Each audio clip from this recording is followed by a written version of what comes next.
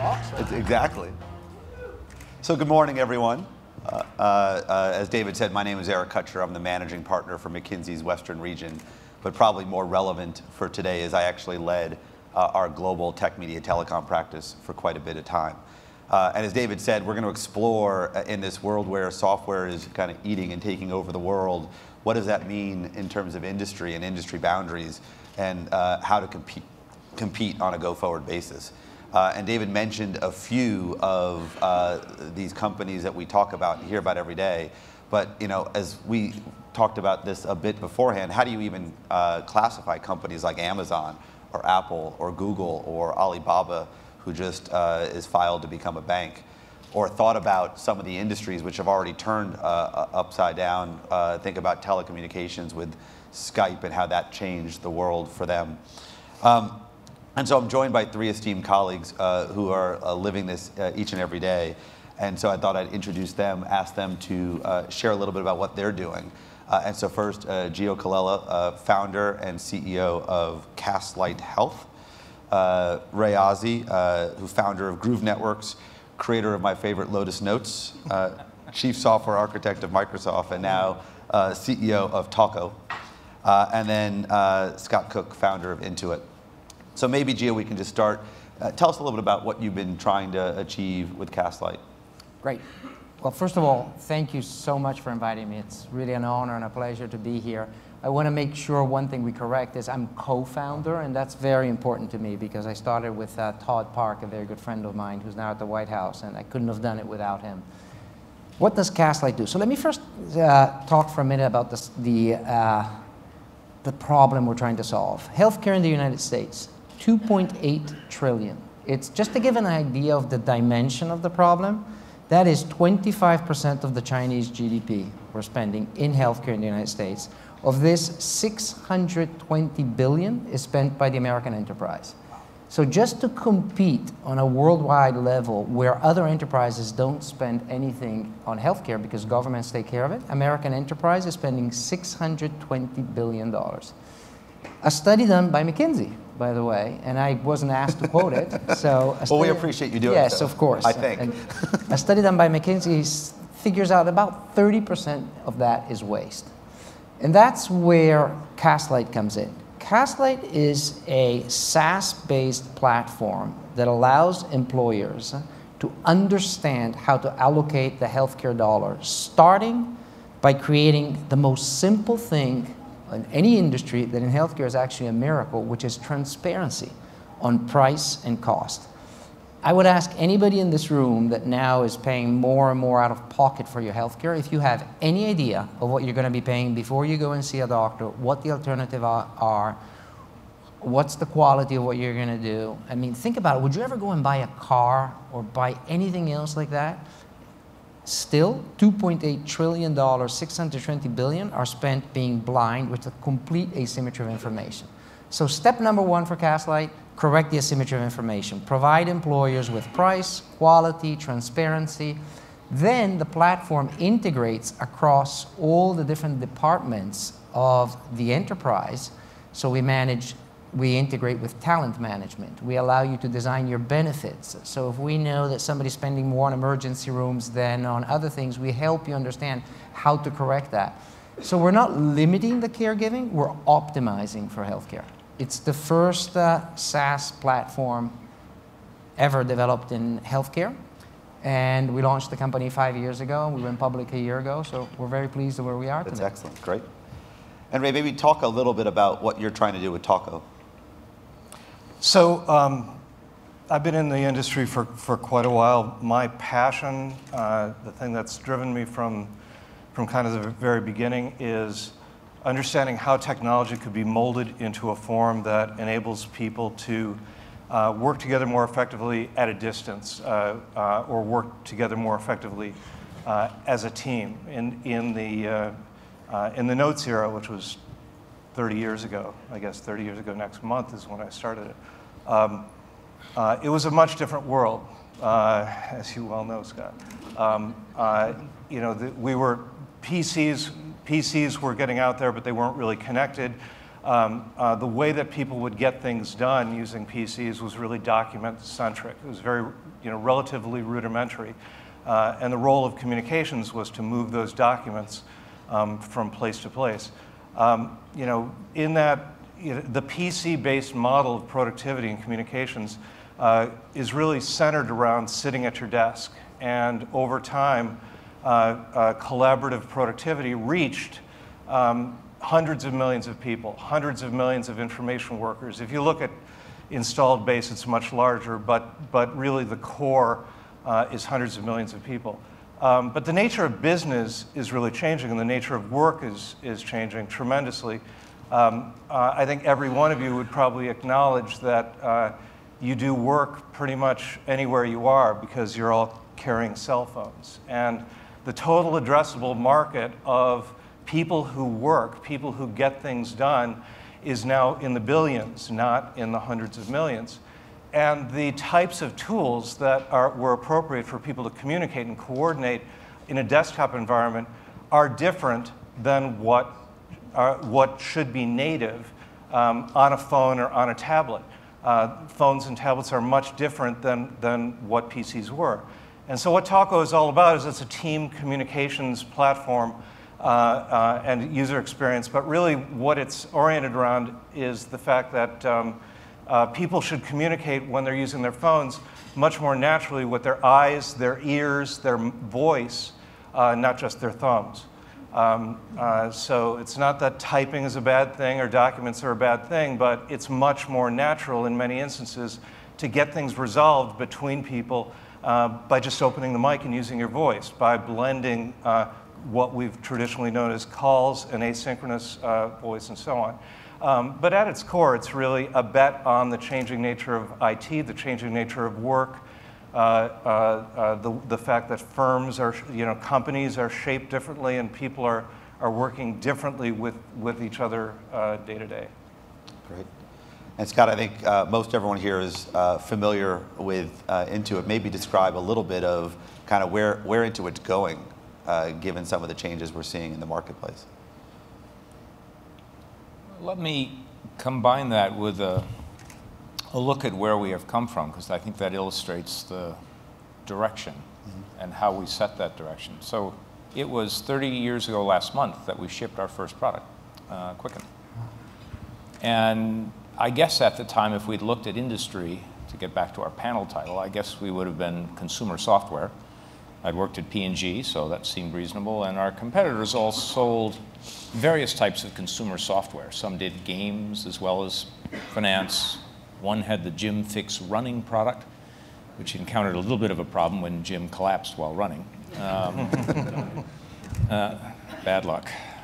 So that's what we did for the first few years. But then, my sense was always find the big problem and solve it. And then we uncovered, almost by accident, a big problem we had no understanding of, no belief in, learned it by accident, and then attacked that problem, and that was QuickBooks. We entered the business software area, which was not our original plan, with QuickBooks. QuickBooks today and the desktop, and that worked. QuickBooks has about a 95 share of desktop accounting software and about 65 for online. We saw a problem in payroll. Payroll that companies have to do has some real problems with it. And then by luck, we found an entrepreneur, one guy, who had an even better solution to the problem than we had envisioned. So we acquired his little company and helped him finish the service and launched a payroll service. And today we've got twice as many payroll service customers as any of the other payroll companies, ADP or Paychex. And we still solve that problem better than any competitor. There's not a rival who has, especially better than ADP and Paychex. We then, one of our guys noticed that we were getting some mid-market companies using QuickBooks, not the size we had planned. We'd planned on 0 to 20 employees. And this guy found that we had companies of 50, 100, 200, 300 employees. And he came to me and I said, okay, maybe that's true as an accident, but I'm sure we were far smaller than the mid-market software companies who intentionally go after middle-sized companies. He came back with more data saying that, no, we were actually more popular than they were. And so we finally decided to focus on that and produced a line of QuickBooks we called QuickBooks Enterprise. The name always bothered me. I think it's like jumbo shrimp. It's one of the... We don't sell to enterprises. But anyway, for mid-market companies of a few hundred employees, we're now 5 to 10 times more popular than anything else. More recently, we've uncovered a real problem among businesses, and maybe some of you, it's not so true in our industry, in technology, but it's very true outside. 60% of the QuickBooks customer base had applied to get a loan for their business. 70% of those got turned down. And it was a long, ugly, slow process to get turned down. And without the financing, many of them had real problems.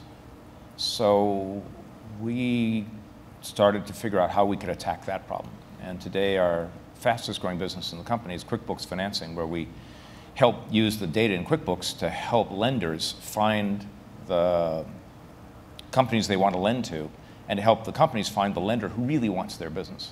And now we have a 70% acceptance rate instead of a 70% decline rate, true in the wild. So I guess what we tell our people, what do I conclude from that? So I kind of teach, fall in love with the customer's problem, not your solution. And I would add, fall in love with the customer's problem and not your industry, because the problem you need to solve may well be outside whatever formal definition of your industry there is. So I think all of you touched upon kind of this notion of how do we solve the customer's problems today and going forward and try to do it in a way that's different than the past. If we come back to this notion of the industry lines may not be what they were, Ray, maybe talk about what's different today, and in particular, right, how do we think about where that means different companies will compete, right? Are there different business models? Are there different places in the value chain that really open up today that weren't there a few years back?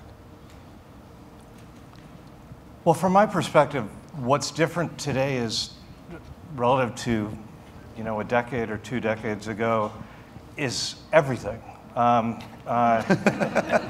It's when I began working in industry, which again is is around when you had founded Intuit, it was a different world. The products that we built were really shaped around the constraints of the delivery mechanism, of how we could deliver user experience, of how we could distribute that software. So, technology and distribution constraints really shaped the offerings, shaped the company, shaped how people bought them.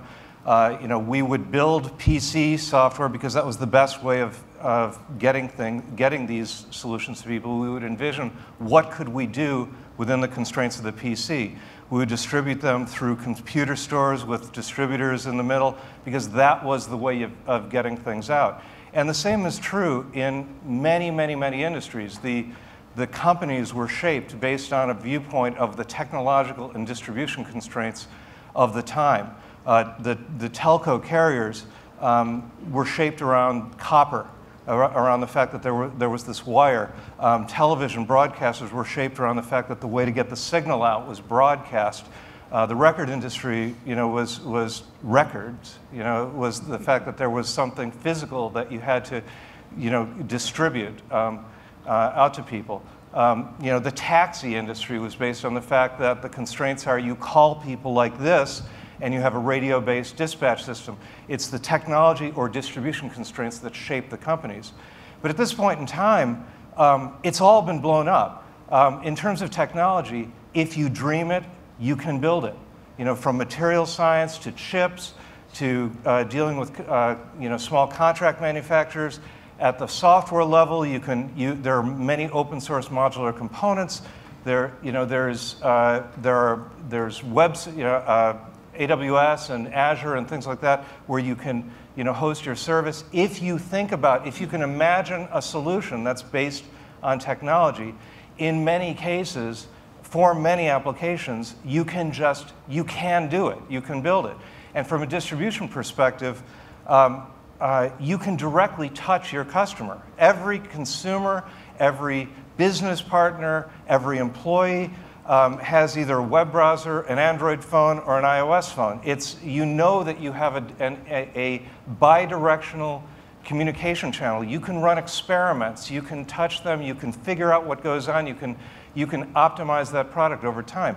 And the fact that technology and distribution is basically unconstrained means that the nature of the firm can be unconstrained. Instead of thinking about the product that you would deliver within those constraints, you think, what is the solution I'm trying to deliver to a given person? What kind of healthcare solution? What kind of entertainment solution? What kind of productivity solution? What kind of finance solution? You can go right to the person who's going to use it, dream up what they might be able to do, and then shape everything around that. And you can do this at pretty much zero marginal cost after you have built it to get broader and broader distribution. That doesn't mean cost of sales, that reaching and getting your message out is necessarily any easier than it has been in the past. But the logistics of getting the customer relationship is dramatically different. So the nature of the firm is changing. Incumbents and how they approach their customer base is different than somebody who's just thinking about the customer might approach that same problem. And Scott, if we build on that, what assets become most important to own as a company to really win in this marketplace, right? Is it the data? Is it the platforms? Is it the distribution? How do we think about the playing field going forward and what that competitive advantage is? I think the exact asset you want to own will vary by your role in the industry or your role in business, what layer you're working on. But I think to follow on with Ray's comment, I think there's a new source of those assets that was not prevalent or really even available 30 years ago that is now underpinning the success of many of the most interesting businesses in the world. And I guess the analogy or the one clear example would be Wikipedia. Now, Jimmy Wales started, it was a two-step process. He started trying to distribute encyclopedia for free, but he created it the old-fashioned way, paying experts, noted scholars, to write the articles. And after 6 months and, I don't know, $400,000, he had 20 articles up, and he could project that curve, and see that wasn't going to work. So a buddy of his told him about this thing called a wiki. Well, he converted over to wiki software, not to get outside contributors, just to make it easier for his paid contributors, the noted scholars, to write and edit articles. And he left it open because who the hell else was going to write the articles? And then amazingly, some other people started finding it and contributing. And they started contributing at a higher velocity than his paid experts. And Wikipedia started turning up. And the idea was, the key here isn't just that the distribution was free because of the internet, or essentially so. It's that the actual product came free because of the contributions of others. So think about think what happened to Encyclopedia Britannica. And so Wikipedia's produced, what, the 8th most popular website in the world? And what's their cost of goods for the content?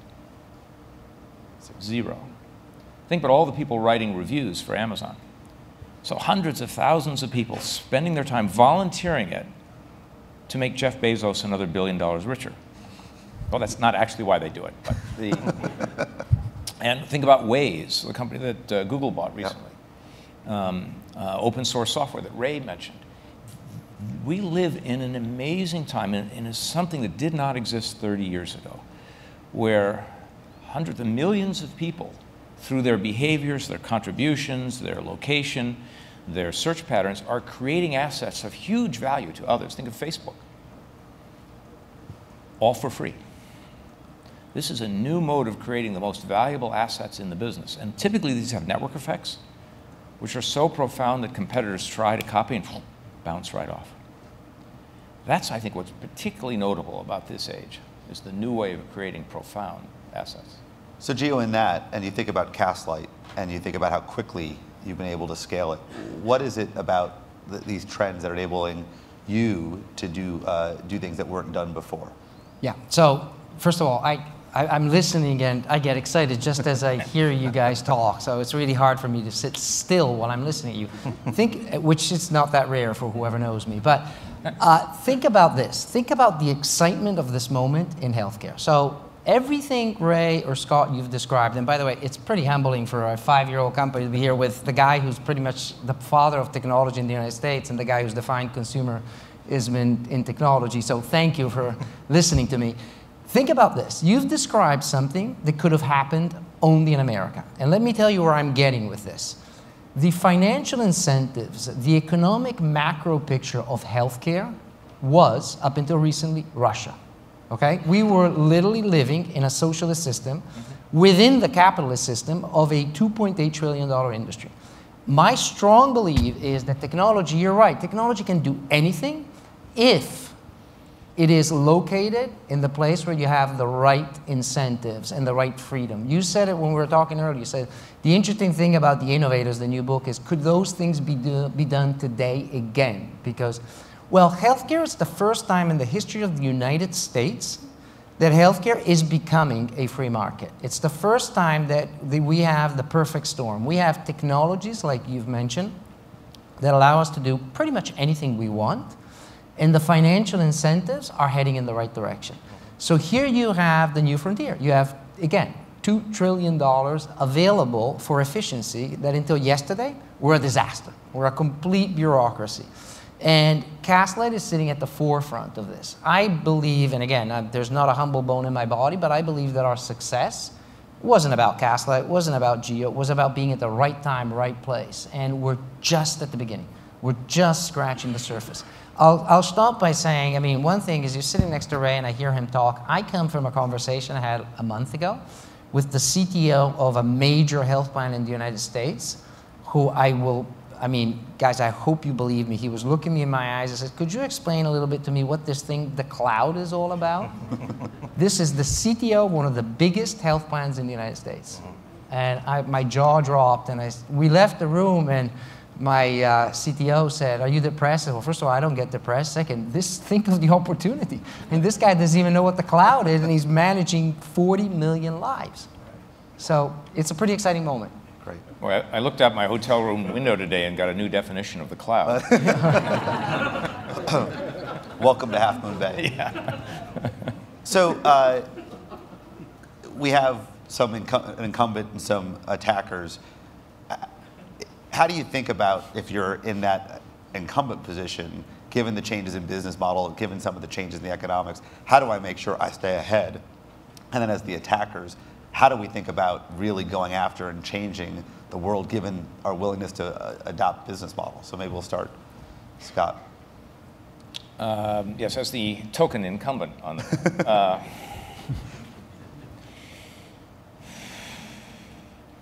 maybe two thoughts. We've benefited from many rivals. Microsoft decided to pursue us for 19 years and copied every one of our products. And I think ultimately they... It's getting interesting. I'm sorry? Nothing, sorry. And I think ultimately that 19 years later, they decided to give up on all those businesses, and maybe I mean, frankly, we were paranoid, scared shitless about competing with Microsoft. Because back when that started, Microsoft had crushed every competitor they had gone against. And so maybe it was particularly sweet when, as they were trying to help their customers who no longer have versions, they would put up on their website, you know, we recommend you use Quicken. I don't know, it just felt, that was really good. I think what we did there was just stay more focused on the customer and the customer problem. So as they were copying what we'd done, we were moving to solve the next thing, and not get in a kind of a feature race, although at times we did a little of that, but stay focused on the problem nobody else has solved. So I think that's part of it. Then I think another thing to recognize is that in this world we're talking about, when costs, because of the things Ray described, that we've described today, costs often are dropping to essentially zero, marginal cost of production. In physics, when you drop temperature to zero, you get close to absolute zero, the laws of physics kind of go out the window, and new rules apply. And I think some of that's true in economics. economics was always built around scarcity and cost and allocation of scarce resources. When prices go to zero and costs go to zero, some of the economic traditions go out the window. So we had a competitor who's giving away their tax product, TurboTax Online. One of their competitors was giving away their federal tax product for free and then charging you for the state version. And we looked at that and resisted and looked at that, and that competitor kept gaining share. And finally, our leaders of our tax business said, if you can't beat them, you got to join them. So we started giving away TurboTax for free. And it's free federal. If you want to then do the state version, you pay for the state version. And that now accounts for a majority of our users. And in fact, last tax season, we enhanced it. We ramped up the power of the free version with a lot more capability ahead of any of our competitors. In fact, it was such a good business to give it away free that we amped it up to get even more of it. And we gained share really nicely because of that. This would have been something I would have never dreamed of doing. But in fact, it's been a great piece of business for us. So, but we would have only done it if we had been spurred by a competitor. So that's why I sometimes talk about the benefits of having competitors. And how do you think about it as the attacker that's forcing the incumbent, right? Yeah, I think you're talking about me, right? Yeah. Very important about our culture and our company is that we don't think of it that way. We've coined the term humanitarian capitalism, and we really rarely, and I get particularly upset when I hear it talk about attackers, about language. We believe that this is not a winner's take it all. We believe this is a team sport. We believe that in our capitalistic society, there is a space for everybody, and we're focusing not on attacking, but in being the best ones out there. Our drive is for perfection. Our drive is we win if we deliver to our customer what the customer needs in the best possible way. And what will happen to our competitors, they will, if they're smart, they will morph into something that works with us. If you look at the history, really, of competition, very rarely, and even recently you think BlackBerry, very rarely they really lost. They're just morphing into something different, which is the topic, by the way, of this talk, right, of how do industries evolve. And so it goes deep into who we are at Castlight. You will never hear us see ourselves as attackers. You'll hear a lot of talk about team sport. Sometimes it's rugby, but it's a team sport. It can be rough around the edges. So how do we work is we're laser focused on two things. One is the ultimate goal is to build an iconic company. And so we focus on our customers and our people. And the second thing is we're not building just a company, we're solving a set of problems. And everything else around us will either solve the problem with us or we'll find a niche in there. So it's a little different the way we approach it, and hopefully it'll pay back over time. I'm going to suggest we open up a bit to the audience for a few questions. And so I think if you raise your hand or comments, questions or comments. It's still early, everyone's getting their coffee. Back there in the...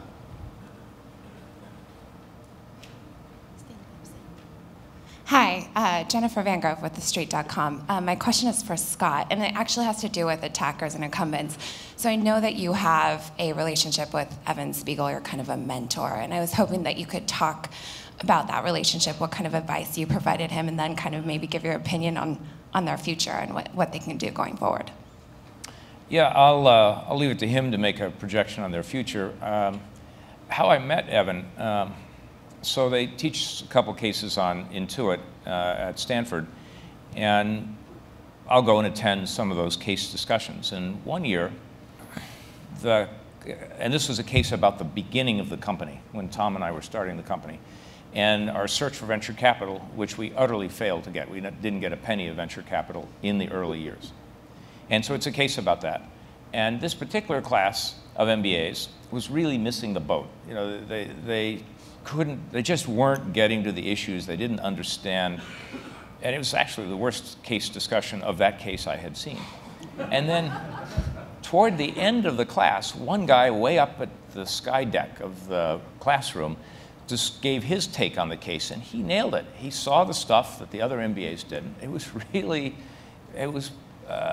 profound. So I asked the professor afterwards, who was that MBA? And the professor said, that's no MBA. That's an undergrad who's auditing the class. So I said, I got to meet this guy. So that's how I met Evan, and I quickly offered him he was still a student, so I offered him a part-time job in the company. We were incubating in our headquarters a new service product for India. So I had him hop on the team, which he did for a month and a half, and then he decided he had better things to work on. And so that's how I met Evan. I guess I think I give him all the credit. I have to say, so I'm also an investor in Snapchat, and I invested in the company because of him, because I thought he was such a great entrepreneur. I was sure he'd find a business idea that would actually work instead of this original one. But I presumed he'd pivot after it didn't work, so maybe my advice isn't worth that much to him. Great. I think I saw a hand over here. Okay, it's in the back. James Sawicki, The New Yorker. I just want to push back a little bit against the idea of the future without industries, and maybe I want to just ask this question. We talk about this as an age of disruption, and it certainly seems to reflect something about the way it feels. Certainly, if you're in the hotel business or in the media business, and yet if you look at actual statistics, there's a lot of evidence that the business climate has actually been more stable in the last decade or so than, setting aside the macroeconomic issues, than in, say, the 1980s and 1990s. So turnover in the Fortune 500, the number of startups, all these things are actually lower than they have been. If you even think about the tech industry, Scott, as you said, Intuit has these, your market share is immense in a whole host of fields. If you think about the tech giants of today, are they really that different than they were, 7 or 8 years ago? So, I'm wondering how we can reconcile these things. Why are the companies that are so powerful able to stay on top if, in fact, there's this incredibly disruptive technological environment underneath it all?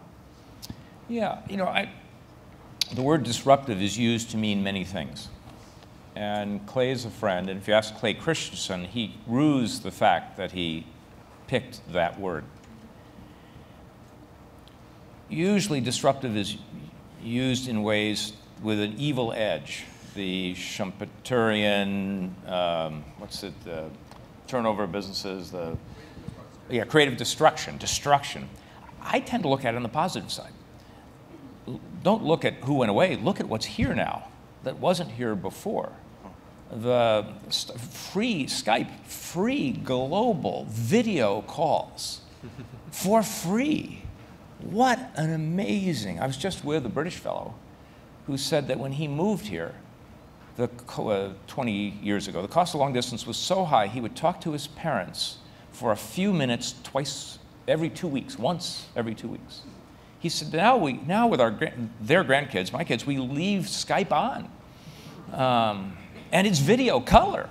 So what a wonderful, that's a disruption to how we lived. I don't care about companies. It's so much better. Instagram for photos and Facebook for connecting with old friends and Uber. Oh, thank God. What a wonderful world we get to live in with all these new things changing how we live.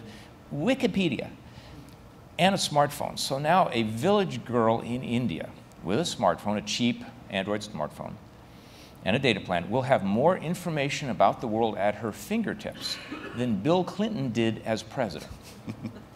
Isn't this wonderful or what?